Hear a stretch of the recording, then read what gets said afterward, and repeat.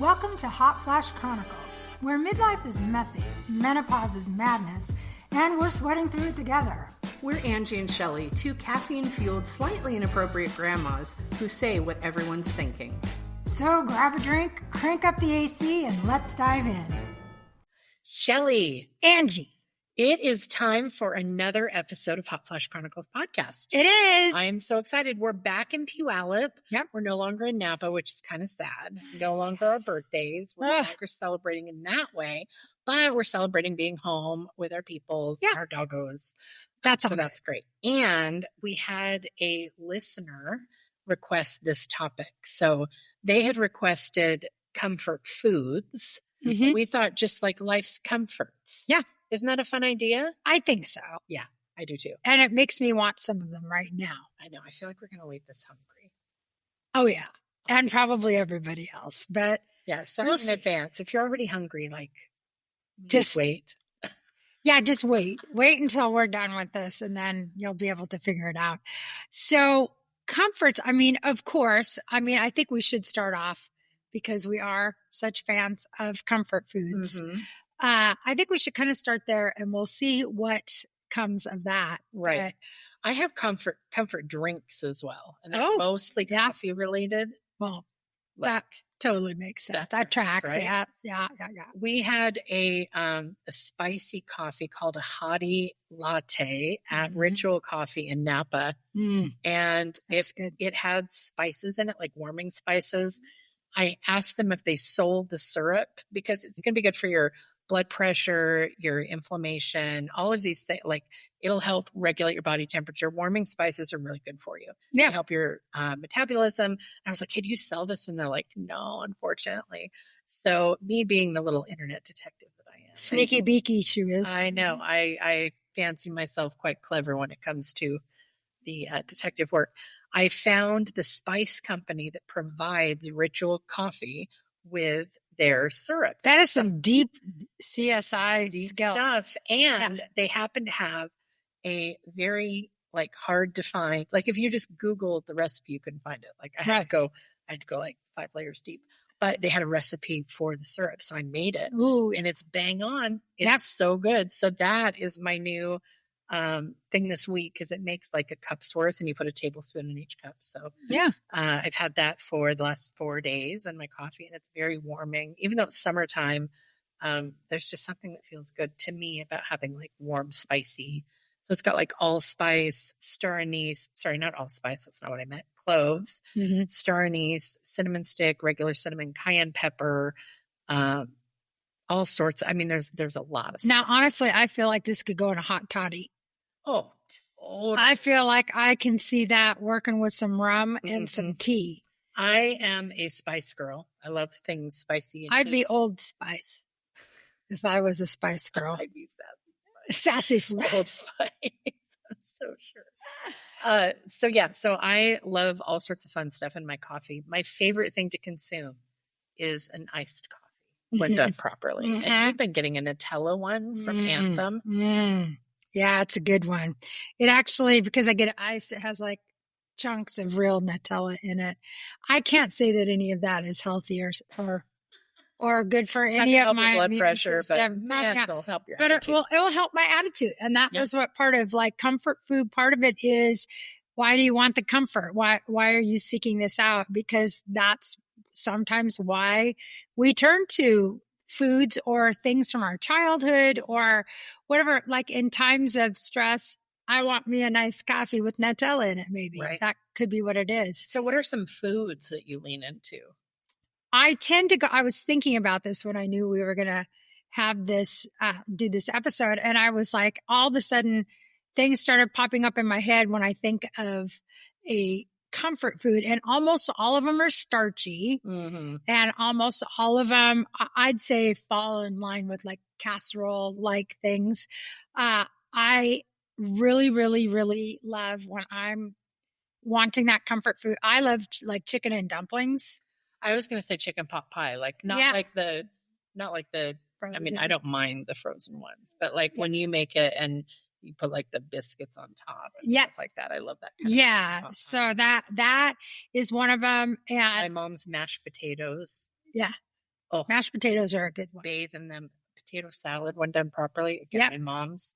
I think a lot of stuff we get, like the way that we like it is the way that it was served to us as a child. Because I know I'm a real snob about things like potato salad. Yeah, my mom used to make a homemade mac and cheese that I really, really loved. Yeah, and I think a lot of them do sometimes stem from childhood. Also, just a real good grilled cheese sandwich. Oh, yeah. Is, with some tomatoes. I like the tomato soup mixed with mushroom soup, and you dip tomato soup. You dip that. It's one of the few foods I would say I don't like. Yeah, I like it with mushroom soup, and then it makes like a creamy tomato mushroom soup, and you dip that grilled cheese in there. That's real good. My mouth is watering. I know, for sure. Speaking of dipping, my dad used to make raisins and spice oatmeal for me. And he would make toast that was buttery, and dipping the toast in the raisins and spice is like chef's kiss. It's about the butter hitting the oatmeal. There's all sorts of foods. Holy smokes. Like I could go on a tear. A warm chocolate chip cookie. Don't threaten me with a good time. Yeah. Yeah. I mean, and it does seem to be, it's like there is a biological thing that happens to us when we eat.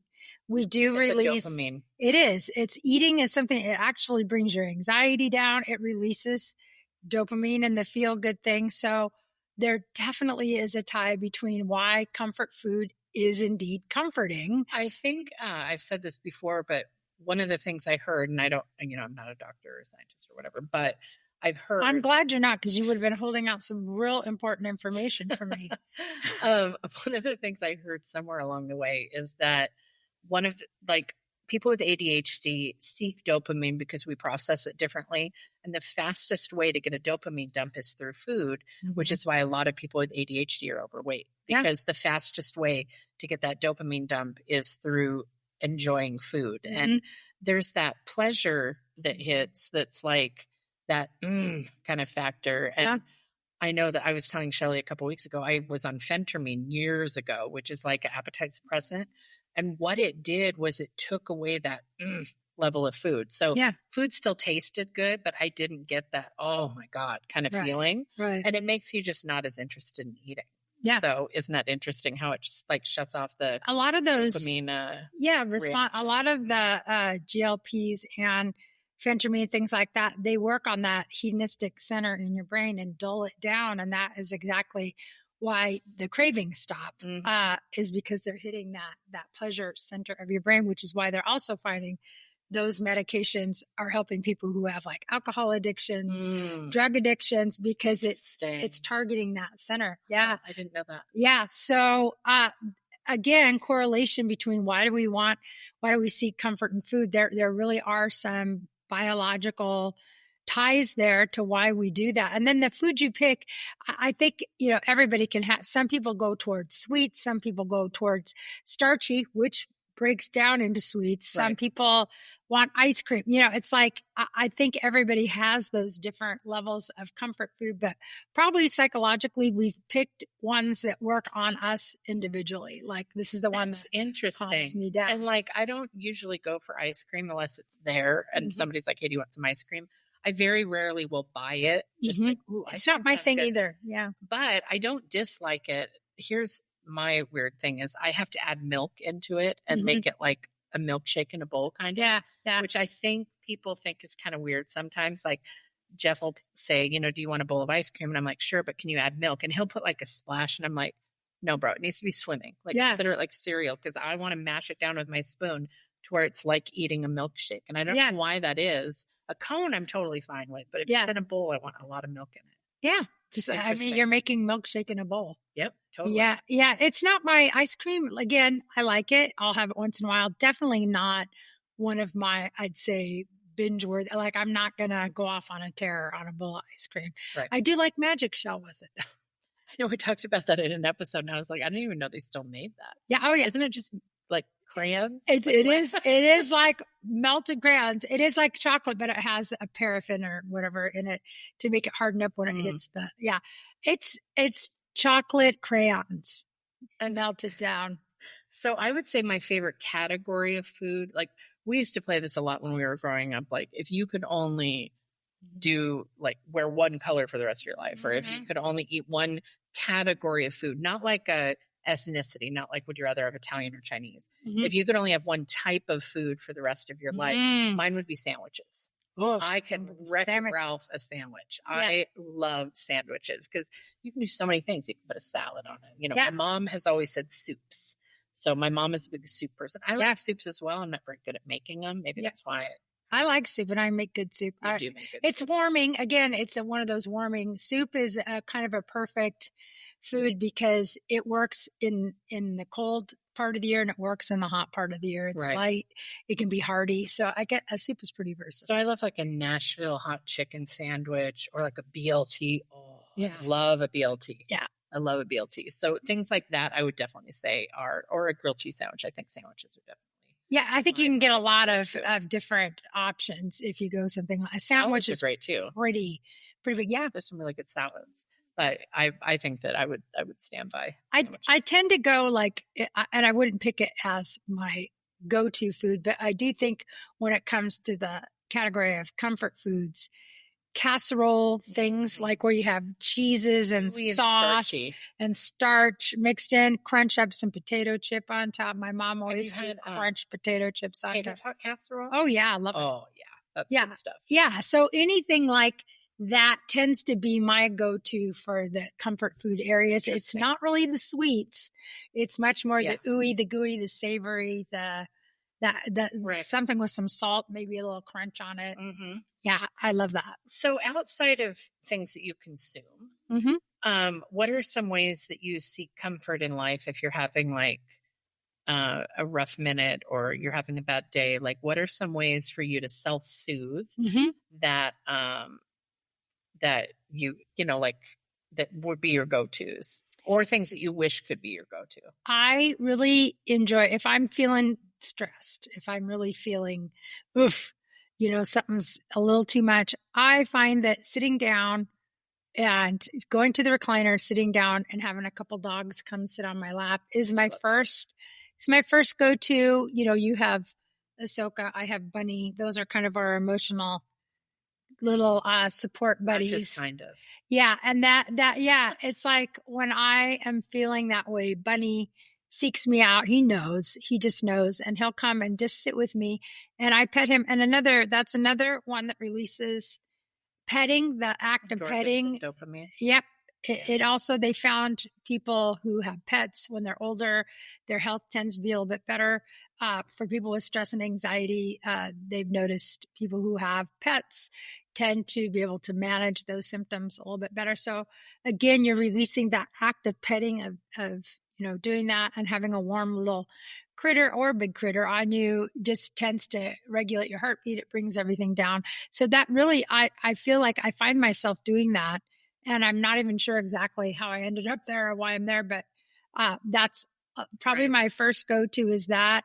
I also sometimes like putting on my headphones and listening to music, just something to distract. I get a lot of anxiety and anxiety loops, and I need something that breaks it. Right. And music will interrupt that cycle for me. So I know a lot of people, I don't listen to audio, but a lot of people will listen to audiobooks or music to try to kind of break that anxiety cycle. So that like petting, music, and then my other one is literally taking a nap. Sometimes you're good at taking a power nap. I learned that like as we've traveled over the last couple months. Yeah. Shelly's good at a power nap. I can't take a nap. Yeah. Even if I take a 10-minute nap, I'm wrecked. Like, yeah. I can't get myself out of the fog, and I need like a couple hours, but then I'm going to be so groggy. Mm-hmm. So I just don't even try. Even if I'm exhausted, like the day that we went in the hot air balloon, we were up at 4. It's crazy. And then we were up till like 11. Yeah. And Shelly took a nap in between, but I was like, no, okay. Yeah. Like, I just can't. My body just doesn't nap. If I'm doing a true nap, I really try not to go beyond like 40 minutes. If I do that, it can interfere with my sleep later, but I can do a power nap. Mm-hmm. And I didn't used to nap at all, ever. And I started doing it probably about 10 years ago. Mm-hmm. And if I can nap with a dog, that's even better. But those are my main go-tos. Those are my kind of comfort. And of course, like I'll do a mani-pedi. Sometimes I'll do a self-care thing as a comfort. Like I like having my nails, done, or my feet sitting in the hot water when you're getting a pedicure. Those are real relaxing for me. I love a manicure, and there's something just about, maybe it's just somebody touching your hands like that. Yeah. Is like that human connection that it takes away your worries because you're focused on what's happening. Yeah. I also love to like curl up in a cozy comforter and read. Yeah. I love to read or watch some like trashy reality TV or something like that. Oh, yeah. If I can do something like diamond painting, where it's going to get my mind hyper focused on one thing, so I can't really. Mm-hmm. So what I do is I don't know if you know what diamond painting is. It's like you paint with a little. Yeah. If I do that, because I have to pay attention to the tray color and the dot and the tools, I'll have TV going in the background that doesn't require a lot of attention. Yeah. And that way, if I'm focusing on those two things, I can't let anything that's giving me anxiety in. Yeah. There's not enough bandwidth for me to even think about it. So it's just like I sit and do it, and it's very soothing. It's very like it's a pattern that is a known outcome. Mm-hmm. So I think there's something soothing in that. I do along those lines. Another one I'd say is like doing Lego. I was wondering when you were going to say Legos. Yeah. You do love to do Legos. And I actually do the part of it. I do like building them, but I do the process that's called knolling. And what knolling is your Legos come in a big package. You undo the package, you spill them all out. And then you group them all, like you put all the like pieces in little piles. Mm-hmm. And that is called knolling. And that's what Lego enthusiasts call it. So is it the same with puzzles? Is it called knolling? I don't know if they call it that, but it's the same idea where you get all the edge pieces, or you start grouping like colors of the puzzle together into little piles where you think they might go. I have puzzle sorting trays. I use puzzle sorting trays for my puzzles and for my Legos. I love that. So those are things that require concentration. They are distraction things, but they allow you have to focus. And TV is another one that a lot of people will cite as a comfort thing or a thing that calms them down. It's a distraction. And it is. When you're in a rough minute, you need a distraction. Yeah. And TV, your brain is working less when it's watching TV. It's more passive when you're watching TV than when you're asleep. Your brain is at more rest when you watch TV than it is when you're asleep. It's the waves. It's the TV is made up of pixels and this and that you don't really see it, but your brain still sees it. And it's just that something is put in front of you that has a storyline, that has a whatever, and it allows the active parts of your brain just to kind of go to sleep and be like, oh, we're doing this now. Mm-hmm. So TV requires less brain activity than sleeping. Your mind is more active during sleep. So you can actually think about people who binge watch TV, like they start in the morning, they go all day. This is probably not really somebody who's that much of a TV enthusiast. This is probably someone who is very stressed out, and they need that. They don't even realize maybe that they're doing that. Or they come home from work. My dad used to come home from work and watch TV from the minute he got home from work till he'd go to bed. Isn't that interesting? Yeah. We're fascinating creatures. Yeah. The other thing I find really comforting is if someone like plays with my hair or brushes my hair. To me, that's very relaxing, very soothing. Mm-hmm. Or like, having your partner hold your hand. Yeah. Things like that. Just getting some nice hugs or laughing. I think is a very comforting way to self-soothe. All of those release endorphins. Mm-hmm. Every one of those activities. So we're very endorphin, that is one of the things. We're so chemically balanced and we're so chemically imbalanced that we seek these things out. We don't even know why we seek them out, but our deep down inside, all of that subliminal stuff it knows what's going on, and it's seeking these things out to keep everything regulated and running. So we might not know, well, why do I feel so good when I hold, my husband's hand, or why is petting this dog relaxing me so much? Well, you need it. That's why it's something you actually need. You just don't know how much you need that kind of stuff. Well, it's like we talked a couple episodes ago when we were in Napa, we were talking about the senses, right? And how we want to feed the senses. It's something that you're taught when you have anxiety. My therapist taught me this. If you're in the middle of an anxiety attack or you feel one percolating, to touch into all five senses, like, what can I hear right now? What can I see? What colors are there? What do I smell? Can I taste something? Can I touch something? And she said to do like, touch something furry, find something green in the room, sing Mary Had a Little Lamb, like all of these things that just make you jump through the senses rapidly, like hold a piece of ice and say the alphabet backwards. And because it'll just remap your brain into like task mode instead of fear mode. So when you're trying to complete a task, like I've sung at funerals before with quartets, and something that my cousin Anna, who you're in a quartet with now, taught me is to disassociate from the words that you're singing and the people. And she'll count like the slats in the ceiling or like the dots on the microphone. Right. I'll sit and sing and try to, as I'm singing, in the back of my mind, translate it into German, because it takes away the emotion that's tied to what you're feeling. And if you can go into a different task, your muscle memory will have the right words and notes fall out, usually, if you've done it enough. Yeah. But you have to disassociate yourself, because singing at a funeral for somebody that you cared about, especially, that's really, can be rough. Yeah, it's really hard. So it can be very emotional. Comfort in the left brain stuff is a way to get rid of anxiety. Is to just like, how would I say the alphabet backwards in German? I wonder if I could do that. So much of anxiety is it's like anxiety builds this foundation of repetition. So you'll get stuck in like loops, like, I'm upset about this. I'm thinking about this. Now I'm even more upset. And now I'm scared, because not only am I upset, I'm figuring out that this is going to lead to this, is going to lead to that. You get trapped in the You get trapped, and then you start blowing it up, and all of your energy goes on creating these anxiety loops that keep getting bigger and bigger and more out of control, which make it's just a vicious cycle. And a lot of things that will get you grounded and get you back require breaking that loop. You've got to break that cycle, and distractive, techniques. That's exactly what you're supposed to do to break the anxiety loops. So we're naturally drawn. That's why we're thinking, I want some comfort food. If you stop and examine why it is you're craving some comfort food. Right. If all of a sudden you're craving cookies, you might figure out, what's going on, and you might realize, I just realized I have this report due at work, and I'm behind, and everything will start.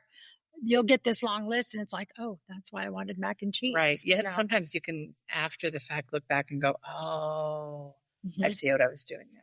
Yeah. I see why. It's hard to see it when you're in it. Very hard to identify. I do want to say, while we're talking about cookies, you know where I'm going. I do. So we have a new friend on TikTok named Danny, and she sent us some cookies that she makes. She makes these cookies that are the size of your face. Yeah, they're like 1.5 inches thick. Yeah, and they're so good. It's like a meal for two. They're so big. They're great for parties and stuff. But she sent us a bunch of flavors, and I was just thinking, like, Shelly was in line at the rental car place in Napa for over an hour. And I could see the rage bubbling up. And I was like, oh dear. Because I was sitting over on the side. And I was starting to have low blood sugar because it had taken so long. We hadn't eaten a long time. Right. And they said only the driver can be in line. So I couldn't be in line with her and like kind of, bounce ideas or chat or distract her. And I looked over, and she looked pissed. I was. And like, just like, I don't usually see this face on her. And I was like, I'm going to go bring her one of Danny's cookies. I think I texted you. Yeah, I think I texted you. I might need a cookie. Might need a cookie or something. And we had the strawberry one. Yeah. And so I brought it over to her, and I got a little video of her just like laughing as I brought it over. But amazingly, it helped. Yeah, it did. Right? It got my mood back. It's not just that blood sugar, though. It's like you were in very dissatisfied customer mode. Yes. Rightfully so. Yeah. But sometimes you don't want to unleash that on the person. No. Turns out the guy behind the counter totally deserved whatever we would have cookie or no cookie. Yes. Cookie or no cookie. But I could just see like her face was tight, and I was like, oh shit. Like she's not okay. Yeah. I need to give her. I probably look, those are the times when I look like my mom, whenever I'm looking very disapproving. Well, you saw the video that I took. Yeah. You're just like tense, and I'm like, oh shit. Yeah. Like it was that cookie, Danny out there saving lives with her cookies. That's what she's doing. And by the way, we're going to shout that out. Her name of her bakery is Sweet Tease, Tease. Like teasing your hair. Yep. Bakery. And go check her out. She's in North Carolina? Or South Carolina? I think it's North Carolina. But she's got a website, and these are event cookies, you guys. They're amazing. But for comfort food, for treats, check it out. Yeah. Gotta shout her out. She's amazing. For sure. They are good. They're good. So I think comfort food is the thing that most people think of as far as like a way to quickly get comfort. And we all have different ones, but I think that some of them are going to be similar. Yeah. But it's interesting that both of ours were like casserole driven. Yeah. Like the gooey, the cheesy, the saucy. Like the chicken pot some pie. Carbs. I've never been one to make chicken and dumplings. I don't know that I've ever made that in my life, but you've made it for me. And I was like, God damn, that slaps. That's so good. I love chicken. I love chicken and dumplings. They're one of my favorite things to make. Especially fall, winter. I get into the soups. You make and me stuff. some? Yeah. Heck yeah. Okay. Heck yeah, I will. Heck yeah. I'll put out my recipe. Oh, baking to me is also very comforting. Just there's something about kneading the dough. Oh yeah. Like just the feel of the dough in your hands, how it's so smooth, and it goes from craggly to smooth, and watching the gluten activate is just such a cool I've seen some things out on the internet about kneading bread for therapy. Like that it is the motion. Everything. It's a repetitive motion. I will never use like a mixer to do the kneading. Yeah. Ever, because I love it. It's my favorite part of it. The stretch and folds, the kneading, the coil folds, all of it. I'm just obsessed with it.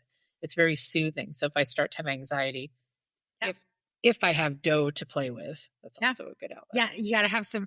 Well, and it's like, that's why some people do pottery, kind of the same thing. Repetitive motions, the feel of the clay, building something.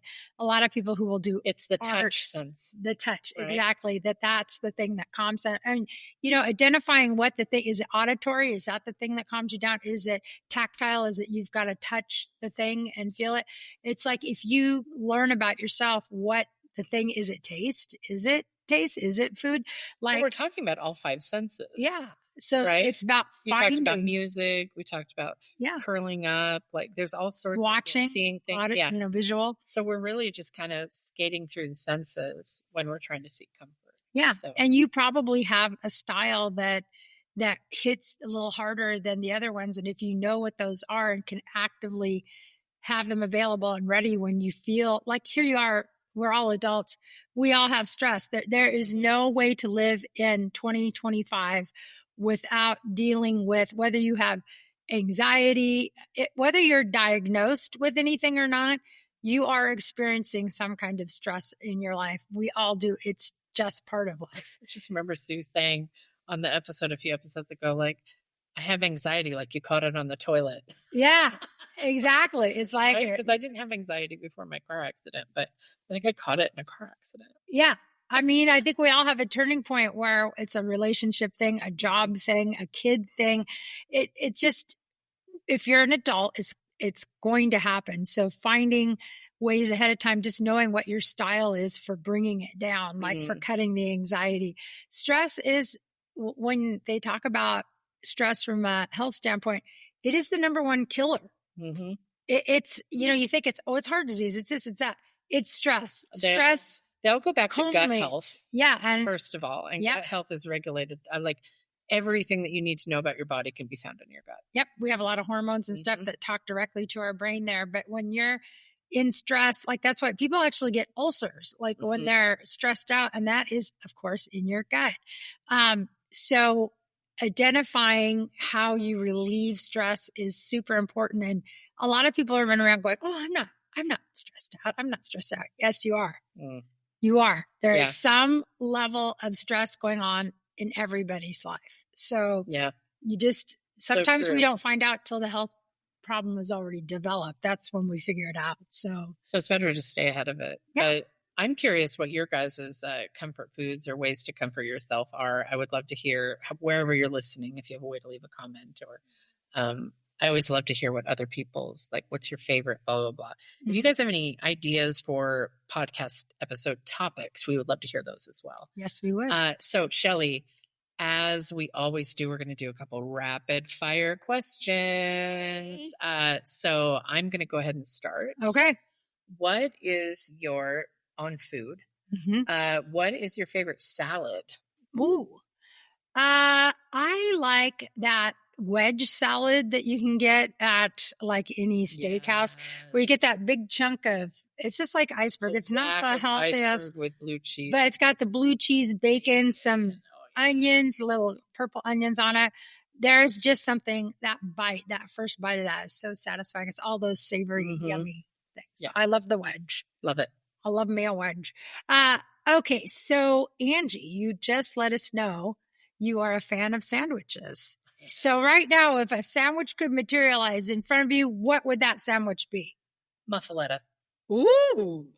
Wow. She went deep in. I went to muffaletta because I don't usually get them because they're not very often on a menu. Yeah. And they're kind of hard. I mean, you don't normally have this stuff on hand to make them. Right. A proper muffaletta would be, are you familiar with those? I had one a few years ago. I can't remember exactly what it is. It's got a bunch of different kind of meats and it has like the olive salad. That's what it is. It's got like the topping on the olive. Yes. So good. I love all sandwiches. A banh mi. I will wrap a banh mi. Which is like the crispy, thin, French. No. Isn't it a baguette? Vietnamese one. Yeah, but aren't they like a thin bag? It's like a real crunchy, it's like a regular crispy baguette roll. Oh, okay. Yeah, and they stuff it with a whole bunch of yummy vegetables and thinly sliced meats and stuff. Yeah. So, now you don't. Maybe I'm going to say banh mi. No, I'm just kidding. I would say banh mi because that sounds real freaking good. I want that for dinner. Okay, non-food related. We all know who my mentor is, and the voice in my ear if I'm trying to weigh an option in my head. We know that's Sue. Who has been your strongest mentor in your life? Oh my gosh. As an adult, I don't know that there's been just one person. There's probably been many, but I would say in my formative years, especially because when I was a teenager, my parents were kind of not getting along really well. They were getting ready to go through a divorce. So their relationship wasn't that great. And they had alcohol problems. So I really, really needed the input of responsible adults. So I would say teachers were probably some of the biggest, most important people in my life. A lot of my high school teachers. That you think of, like in particular? I had a couple that were. One of them was Miss Meservey, who was my German and English teacher. When you go to a small school, you will get the same teachers over and over throughout the grade. So I had her several different years of high school in different roles. She'd be my English teacher, my German teacher. And I took 3 different years of German. So I had her mostly all through high school. And then I had another teacher. His name was Mr. McQuaid. He was my history teacher. He had been a truck driver before he became a school teacher. He was a really sarcastic guy with a really funny sense of humor, but his classes were very tough and demanded a lot. And then there was Mrs. Underwood, who was like our yearbook teacher, but these were all, I can't say that any of them weren't important, but those ones kind of stand out as I'd have lunch with them and we'd talk about things. So it was just, I was a straight A student while all this stuff was crumbling in my home life world. But I stayed on track because there were people setting examples, being nice and nurturing. I think these people all knew something was going on. Right. It's a small town and people know. But as an adult, it's been a lot of my employers, a lot of friends that I've had. It's been kind of an ever-changing. Very cool. Yeah. I love that. Okay. So Angie, you get one more. I'm going to flip the switch on you on that one. Just say, who was your favorite high school teacher and why? High school teacher. Oh my gosh. I can't think of his name. Mr. Keller. Yeah, Mr. Keller. He did fantasy literature, and then he was also like my health ed and stuff. He had a band, like a rock band that would play in bars called Chicken Joe and the Cocks. because his name was Joe Keller. He's still playing in that band. Oh my gosh. We'll have to go see. Yeah. So I mean, every once in a while I'll see something for Chicken Joe and the Cocks. And I'm like, oh my God, Mr. Keller. I don't know why I couldn't think of his name for a second. He was very menopause brain. Right. He was very relatable. He was very like down to earth. He was really cool. He was like, he was easy to approach. So I would say, I think we'll have to do an episode on high school, because I think right now, when we just both mentioned high school teachers, all of you started remembering your high school teachers or grade school teachers or college teachers, because they do end up being an important part of your life. So I can't remember what my chemistry teacher was in high school, but he was like super hippie guy. And he came home from like a 3-week vacation. And we were asking him, I cannot remember his name. We were asking him how his trip, it was like, I think he went to Mexico. And he started telling us about how good the weed was. And then he realized. You can't do that. Well, it wasn't legal, first of all, back then. And just the look of terror on his face, like, oh, fuck, I can't talk about that. Yeah. And it was like, you could just see, like, he always just kind of looked kind of high. Yeah. And we would have things blow up in chemistry, like literally, like, I don't know how this guy kept it off, but he was super entertaining. I just remember him coming back from vacation and we're like, a little too honest. Mexico. And he was like, oh my God, the weed is so good there. Or like the what? And he was like, I mean, like they have a lot of like flowers, as he tried to like play it off. Yeah, it was very funny. So what a fun topic. We love all things comforting. Why wouldn't we? And thank you so much for listening, you guys. It means the world that you're choosing to listen to us. If you have time, if you could give us a like, a share, a comment, a follow, and most importantly, a 5-star review, because that helps push us out to more people. Thank you so much for listening. We will see you guys on Friday. We'll see you on the flip side. Ciao. Ciao. Arrivederci. That's a wrap on this episode. If you laughed, related, or just need more, hit subscribe. Check out the show notes to find us on socials and YouTube, and join our Patreon for exclusive extras. And remember, we're still hot, just in flashes.